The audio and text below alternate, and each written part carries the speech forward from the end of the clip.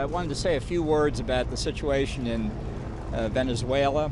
Obviously, we are seeing the Venezuelan people strive to get a government that they control, not have a government controlled by an authoritarian military regime that in turn is controlled by Cubans and other forces external to Venezuela. This is obviously a very serious situation. The president has been monitoring it minute by minute throughout the day, as have his advisors. We see this now as a potentially dispositive moment in the efforts of the Venezuelan people to regain their freedom, which we fully support. There have been a lot of speculation, comment in the media about what's happening in Venezuela. We think it's still very important for key figures in the regime who have been talking to the opposition over these last 3 months to make good on their commitments to achieve the peaceful transfer of power from the Maduro clique to interim President Juan Guaido.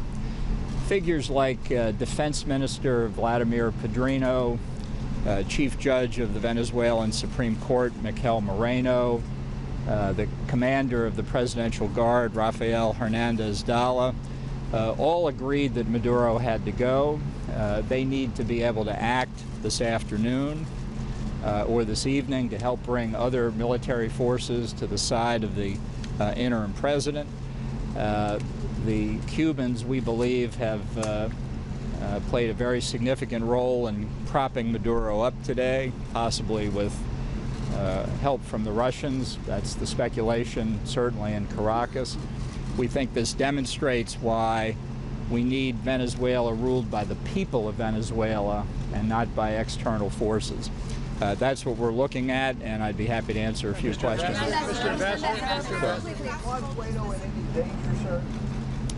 Well, Juan Guaido is out on the streets of Caracas now. He's rallying the people. He's called for the people to come out, and they are increasingly on the streets. As I think many of you know, there were mass demonstrations planned for tomorrow. The circumstances of what's happened today in Caracas have called people out all over the country.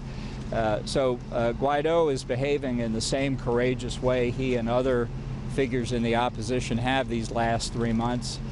We know that over 40 people have been killed by the Maduro regime in the course of these protests. This is an act of bravery by Guaido and others, really for the freedom of the Venezuelan people. Ambassador, given what you've seen on the ground so far today and the degree of loyalty that Maduro still seems to enjoy from elements of the Venezuelan military, what do you think the chances that this uprising will work on? Well, I don't think it's support in the military for the Maduro regime. I think it's fear. I think it's fear of the 20 to 25,000 Cuban security forces in the country. I think it's fear of the consequences if adhering to the constitutional mandate of the interim president fails.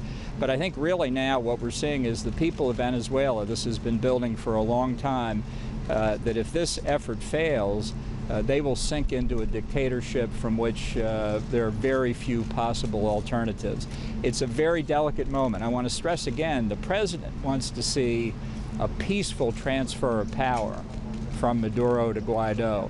That possibility still exists if enough figures depart from the regime and support the opposition, and that's what we'd like to see. We want to see Defense Minister Padrino, the Chief Judge of the Supreme Court, Miguel Moreno, in particular, Rafael Hernandez Dalla of the Presidential Guard. Yes, sir.